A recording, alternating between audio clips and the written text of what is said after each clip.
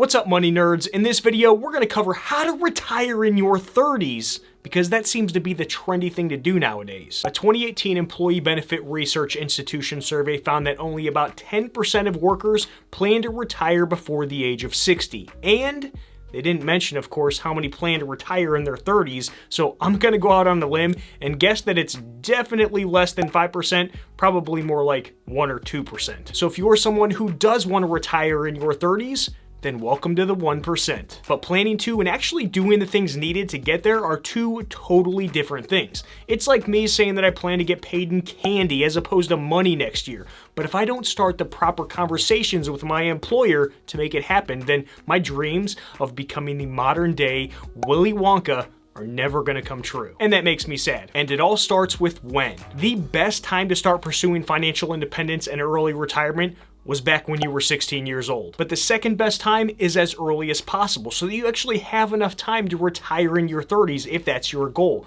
Because we all know that it's better to start sooner since you have one thing on your side, and that's time. The good thing about starting younger or sooner is that even if you aim to reach the coveted title of early retirement in your 30s, and you just so happen to miss the mark by a few years, so by the time you're 41, 42, 43, you are still way ahead of the game. I do have a little bone to pick with anyone who wants to quote-unquote retire early, but we'll cover that later in the video, so hang tight because you're gonna wanna hear my thoughts. There's no one most important thing that you have to do to retire in your 30s. There's really three main concepts that you need to get locked down: the inflows, outflows, and growth. Hey, I'm Jarrad, and on this channel we talk about all things personal finance, investing, and, wait for it, financial independence. As always, it is an absolute honor to be graced with your presence. So please do me a huge favor and Hulk smash that thumbs up button, you freaks. Let me say one thing though, because it's extremely important to every single one of you watching this.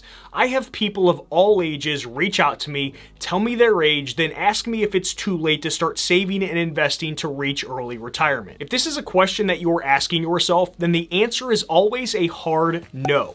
That's because there is no such thing as too late when it comes to starting the process. Early retirement, by definition, is being able to stop working before the age you're able to at this point in time based on your current circumstances. So if you're 35 years old with very little invested, and based on your current trajectory, you can't financially stop working until the age of 70, then, in my opinion, being able to retire at the age of 68 is considered retiring early, because it's earlier than 70 years old. There's no set number. Creating some stupid, arbitrary, hard and fast number doesn't do anyone any good. All it does is make you feel bad about yourself and your situation to the point of not even wanting to try. And at least trying to retire early is the most important thing. Now, of course, one of the good things about starting as young as possible is that you have the ability to pursue something called coasting fire.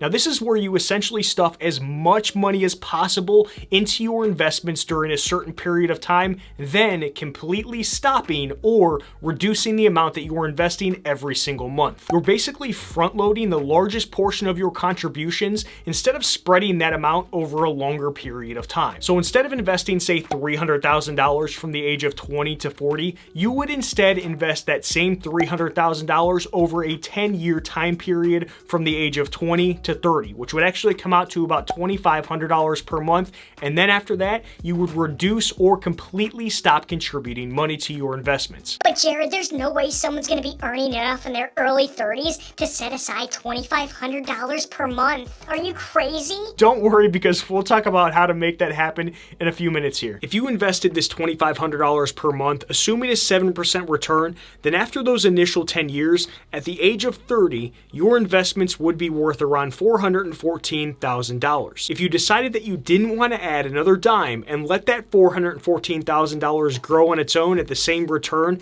then by the age of 40, that amount would nearly double to $815,000. And just for fun, after another 10 years, so by the time you reached the age of 50, that account would grow to a little over $1.6 million. all because you stayed focused for that initial 10 years straight, then just coasted right on into that large amount. Now, I would personally suggest doing this for that initial 10 years and try to keep it up for as long as possible after that. Even if you don't invest that same $2,500 per month, any little bit extra will help you grow that $1.6 million a lot easier and a lot faster. Choosing the type of FIRE lifestyle that you want is going to be important as well, so that you know how much money you need based on the lifestyle that fits you. Coasting FIRE is just one of 5 types of early retirement lifestyles out there. Now, I made a whole video breaking down the other 4 types in detail, which I'll link up down in the description and towards the end of this video as well. One of the easiest ways to come up with a large amount of money every month so that you actually can retire early is to, wait for it, eat ramen noodles every meal for 10 years, gain 50 pounds because of it, then of course spend all of the money that you saved up on medical bills because your health has declined substantially. Jokes, people, those are just jokes. But seriously though, it does come down to how much money you're spending every single month right now. That is the first thing that needs to be taken care of. Shifting the balance between your expenses and what's left over is the ultimate game changer in this whole thing. Continuing to spend 90% of your money on expenses isn't going to work if you want to retire in your 30s, no matter what your income is. Your savings rate is going to be the biggest factor in determining when you'll be able to retire early, more so than the returns on your investments. I know that's a pretty bold statement to make because there's so much focus put on the return of your investments from the outside world. Well, little Johnny, you should give your investment money to us because we are smarter than you, so we're going to get you a higher return on your investment that beats the market, and only for 1%. Yes, that 1% is actually going to cost you $500,000 over your investment lifetime, but hey, let's not focus on that total dollar amount. Let's just focus on the percent, and that's 1%. What? I'm not saying returns aren't important at all, but all things being equal, meaning that what you invest in wouldn't change, therefore your return would be the same, the amount of money that you're investing is way more important. A 5% annual return on $30,000 invested per year is going to net you more money than a 5% return on $10,000 invested per year. Not because the rate of return changed, but because the amount invested changed. Definitely sit down and take a look at what your current savings rate is right now. All you do to figure it out is take your income, then deduct all of your current expenses. Once you have that number, you divide that number by your current income, then multiply it by 100 to get your savings rate percentage. With a 22% savings rate in this example, this person would be able to retire in 34.7 years. Now, if he or she tweaked their spending just a little bit every year and was able to double their savings rate to 44%, then their years to early retirement would be cut by a little over 15 years to 19 and a half years. And that's starting with $0 invested. After going through this initial calculation of what your savings rate is, you might freak out at how low it actually is. This is way more normal than you realize. And if it makes you feel any better, I used to have a 0% savings rate. So yeah, that was fun. There is another way to increase your savings rate that I'll talk about later in the video. It's actually how I increased mine by 13% in just 1 year. In a previous video, I broke down how I've been able to achieve an 83% savings rate. Now, I know that this sounds insanely high, and I agree that it is pretty darn high. But keep in mind that this definitely didn't happen overnight. So if you look at your number and notice that it is extremely low, then don't get too discouraged because this is something that is fairly easy to increase over time. All you have to do is just start with trying to reduce your costs associated with the big 3, right? Housing, food, and transportation. Now, I'm not saying to flip your life upside down and change everything, but you can at least start small. Even small tweaks in these 3 areas can greatly increase the extra money that you have left over every month. Maybe it's a matter of driving somewhere 1 or 2 times less per week than you normally do. Maybe it's a matter of eating out half as much as you do every month. Or, we can't forget about this one, maybe you just need to wear that underwear with holes in it for just a few months longer than you normally would. I'm not saying I know anything about that, but I might know something about that. These small changes can easily net you at least a couple $100 extra per month that'll in turn increase your savings rate. But once you have this extra money, we'll need to do something with it, which we'll talk about shortly. They always say that money cannot buy you happiness, but it sure as heck can help you reach early retirement a whole lot faster than a lower paying job, which in turn will probably make you a lot happier in the long run.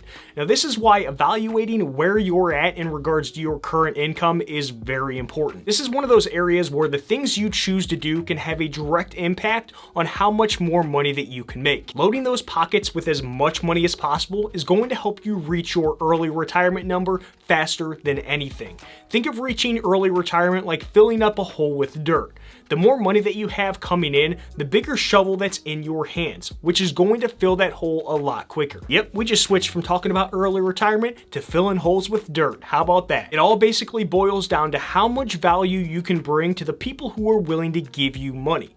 The more valuable you are at your job, the higher salary you can command when it comes to negotiating that type of thing. There's a reason people like Jeff Bezos or Elon Musk have made way more money than you and I ever will. They've created a ton of value for millions and millions of people, so they're compensated for that value. If you work for someone else and you're not in a commission-based position, then your income is naturally going to be capped to a certain extent. Now, there's ways around this to help boost the amount of money that you're making through things like moving to a different position within the company that you're currently working for, or going to work for a completely new company. But even then, your income is still going to be capped. At companies I've worked for in the past, when you move to a new position, they usually say how you could see a pay increase of between 3 to 12%.